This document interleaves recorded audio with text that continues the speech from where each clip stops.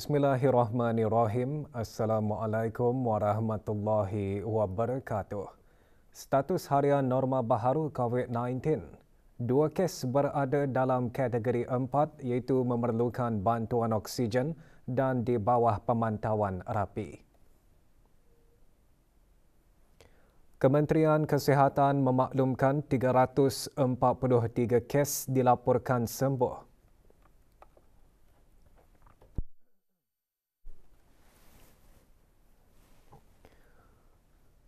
Jumlah keseluruhan pemberian 2 dos vaksin COVID-19 bagi kanak-kanak berumur 5 hingga 11 tahun 86.1%. Bagi remaja berumur 12 hingga 17 tahun yang mendapat 3 dos vaksin 61.6%. Dan liputan bagi rakyat dan penduduk negara ini yang mendapatkan 3 dos vaksin 78.6%.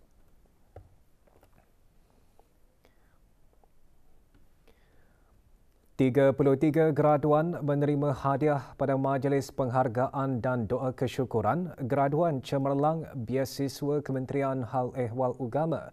Majlis diadakan bagi menghargai pencapaian yang diperoleh para graduan yang telah menamatkan pengajian dalam bidang dan jurusan masing-masing. Majlis berlangsung di Royal Berkshire Hall, Cerudong. Penyampaiannya disempurnakan oleh Yang Berhormat Pihin Udana Khatib Dato' Paduka Seri Setia Ustaz Haji Awang Badaruddin bin Pengarah Dato' Paduka Haji Awang Othman, Menteri Hal Ehwal Agama. Para graduan telah mengikuti pengajian di institusi-institusi pengajian tinggi dalam dan luar negeri dan menamatkan pengajian pada tahun 2019 hingga 2021.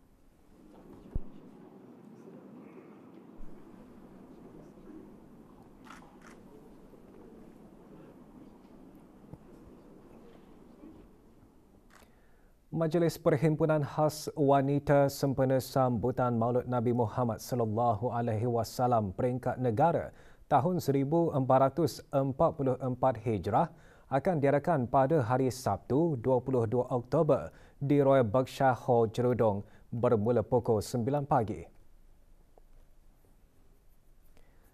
Antara pengisian majlis, ceramah khas dan persembahan selawat. Tema bagi Perhimpunan Khas tahun ini bersabar, berikhtiar, bertawakal dan berdoa menghadapi ujian meraih syafaat Rasulullah sallallahu alaihi wasallam. Sehubungan itu, para jemputan dinasihatkan untuk mematuhi prosedur operasi standard SOP, melakukan ujian ART di rumah masing-masing dan memuat naik keputusan ART ke aplikasi BruHealth. Digalakkan mensanitasi tangan, elakkan bersalam-salaman dan sentiasa melaksanakan penjarakan sosial mengikut SOP Kementerian Kesihatan. Individu yang mempunyai gejala dinasihatkan untuk tidak menghadiri majlis.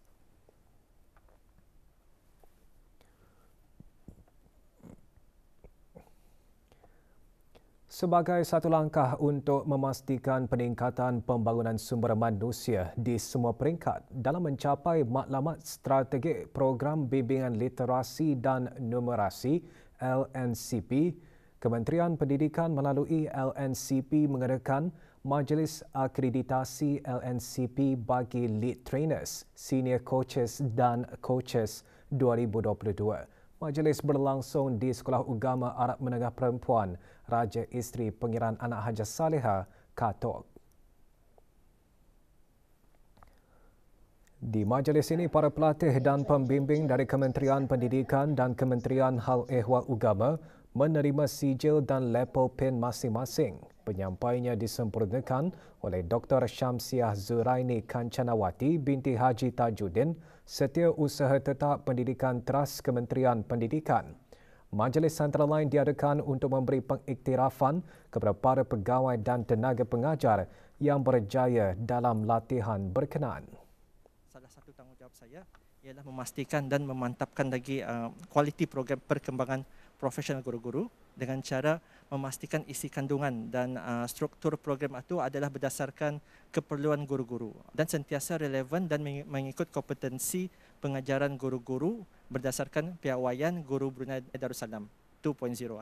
Program literasi dan numerasi pembimbing telah menerbitkan sebuah buku panduan yang dipanggil Teaching for Mastery yang membimbing guru-guru untuk menggaris panduan untuk kami menggunakan pengajaran yang efektif. Buku tersebut mengandungi 4 komponen yang besar. Jadi konsep feedback dan feed forward akan dimasukkan di dalam strategi ini. InsyaAllah saya akan kongsikan kepada guru-guru melalui sesi professional development dan seterusnya kaedah tersebut ataupun teknik tersebut akan dipraktikkan di dalam kelas masing-masing agar dapat membantu murid untuk lebih mudah faham dalam mata pelajaran BISDIA. Sebagai pendidik dan juga coach literasi, saya berharap akan dapat mengukuhkan sistem pendidikan terutama dalam meningkatkan kemahiran literasi di kalangan pelajar. Universiti Teknologi Brunei UTB menganjurkan persidangan antarabangsa kecerdasan dalam sistem maklumat kelima CIIS, anjuran Sekolah Pengkomputeran dan Informatik. Persidangan secara maya ini diadakan selama 3 hari dan menampilkan beberapa ahli panel forum. Antara yang menyertai Dr. Haji Azman bin Ahmad, Setiausaha Tetap Pengajian Tinggi Kementerian Pendidikan. Persidangan tersebut antara lain bertujuan menghimpunkan pakar dan profesional akademik dan industri yang berpengalaman dalam inovasi reka bentuk dan penyelidikan bagi berinteraksi dan berkongsi pengalaman serta pengetahuan dalam kemajuan terbaharu teknologi terutama di bidang sistem maklumat dan pengkomputeran. Persidangan juga menumpukan kepada mempromosi amalan cara hidup yang mampan dan menterjemahkan dasar berdaya tahan kepada tindakan menggunakan inovasi digital.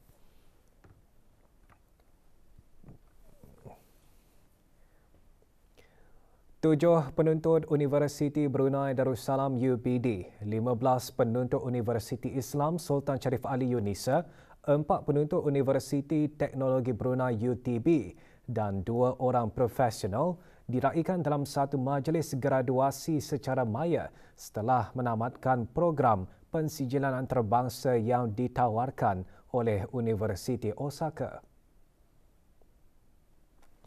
Antara yang menyertai Dr. Haji Azman bin Ahmad, Setiausaha Tetap Pengajian Tinggi Kementerian Pendidikan. Program Sains Halal, Teknologi dan Inovasi selama 10 bulan itu dibuat secara dalam talian dan penempatan di universiti tersebut. Program tersebut juga adalah satu program pendidikan yang dimulakan oleh Kampus ASEAN Universiti Osaka yang berkolaborasi dengan rakan-rakan ASEAN. Acara juga diselajurkan dengan kemasukan penuntut baharu bagi program berkenaan. Jabatan Hal Ehwal Masjid melalui bahagian Hal Ehwal Muslimah mengadakan sesi ceramah sempena sambutan Maulid Nabi Muhammad sallallahu alaihi wasallam. Majlis yang diungkayakan dengan kerjasama Pejabat Hal Ehwal Masjid Daerah Brunei dan Muara Zon 1 dan Jawatankuasa Takmir Masjid Pehin Dato' Imam Haji Mukti Kampung Borong Pingat Air berlangsung di masjid berkenaan.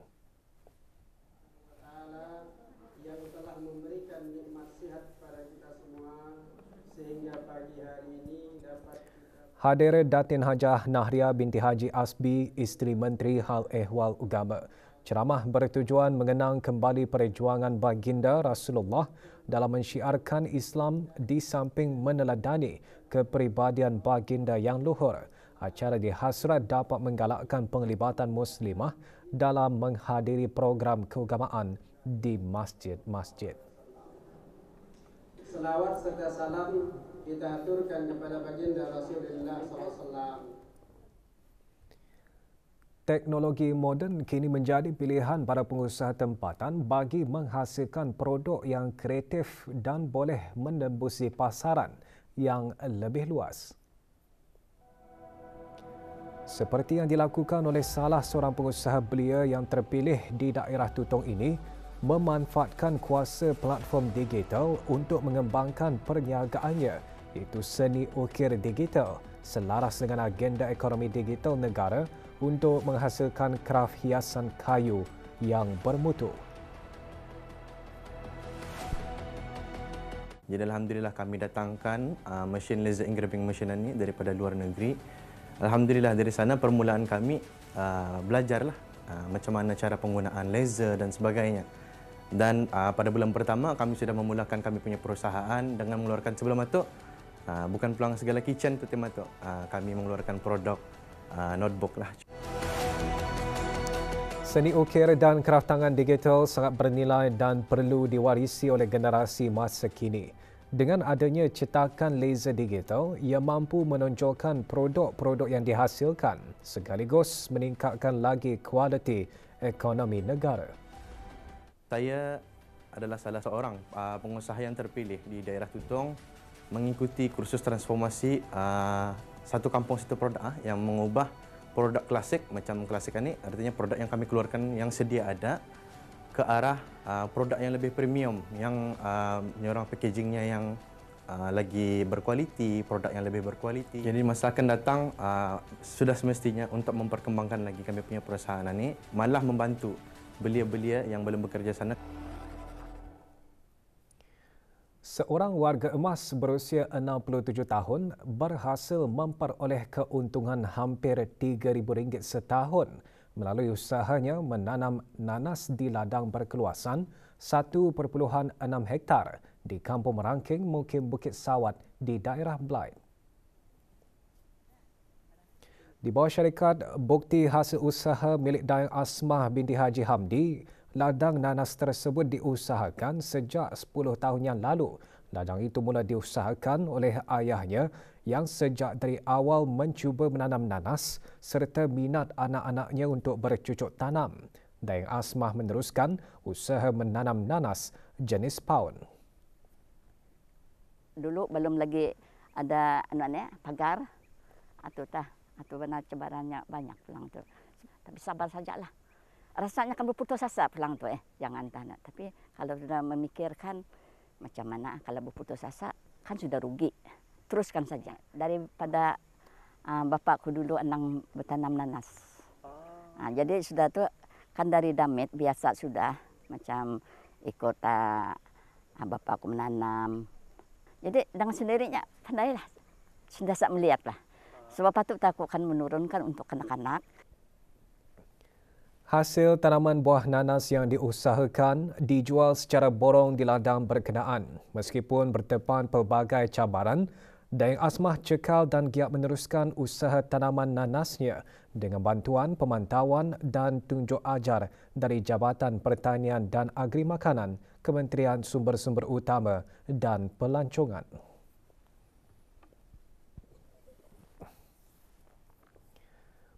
Dulu hanya sekadar hobi, namun kini sebagai sumber rezeki. Begitulah pengalaman seorang belia tempatan yang berbakat dalam bidang fotografi sehingga mampu membuka perusahaannya sendiri. Laporannya bersama Aimaduddin Mawang.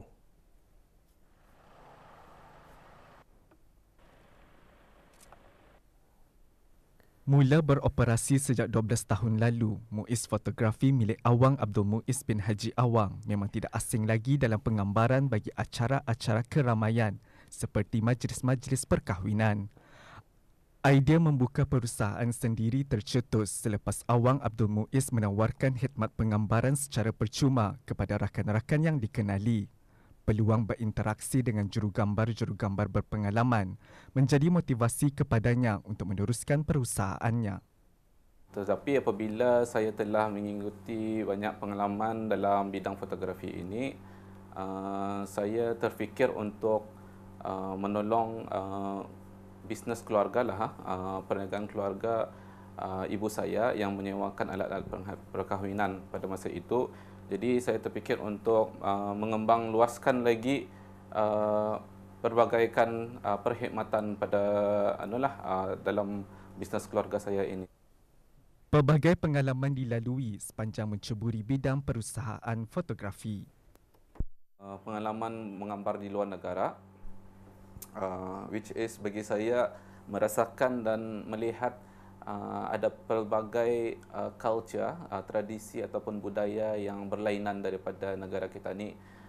Itu yang membuatkan open mind lah, membuka mata saya sendiri dan juga secara tidak langsung belajar dan memahami budaya seorang itu. It's really amazing lah. Dengan minat dan usaha bersungguh-sungguh, apapun bidang yang diceburi boleh menjadi sumber rezeki. Berkarya, berjarih, berlurih. Aimaduddin Mawang untuk Berita RTB. Seorang lelaki tempatan didakwa di Mahkamah Magistrate Bandar Seri Begawan atas kesalahan kastam di bawah pertuduhan Seksyen 146-1-D Perintah Eksais 2006. Rahmani bin Abdullah Johari berusia 22 tahun mengaku bersalah atas kesalahan memiliki 754 karton rokok berbagai jenis. Tertuduh dijatuhi hukuman denda RM598,400 atau 36 bulan penjara jika gagal membayar denda tersebut.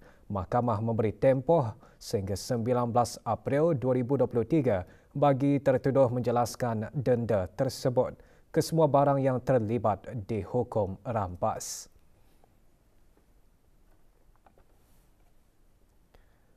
Akibat gagal mematuhi harga maksimum dan paparan tanda harga di bawah Akta Kawalan Harga Penggal 142, 2 buah syarikat dikenakan kompaun dan 4 syarikat dikeluarkan notis amaran. Tindakan itu diambil semasa penguatkuasaan rutin harian yang dijalankan baru-baru ini oleh Jabatan Perancangan Ekonomi dan Statistik Kementerian Kewangan dan Ekonomi. Syarikat Yanur Trading Company Sendirian Berhad dan Orbit Supermarket Sendirian Berhad masing-masing dikenakan kompaun RM500 atas kesalahan menjual susu tepung formula anak damit melebihi harga yang ditetapkan dan tidak memaparkan tanda harga bagi sebahagian barangan yang dijual di dalam premis. Sementara itu, 4 notis amaran dikeluarkan pada minggu pertama bulan ini ke atas 4 buah syarikat perniagaan atas kesalahan tidak memaparkan tanda harga pada sebahagian barangan yang dijual dan memaparkan tanda harga yang mengelirukan, iaitu paparan tanda harga tidak selaras dengan harga yang tercatat di dalam sistem pembayaran.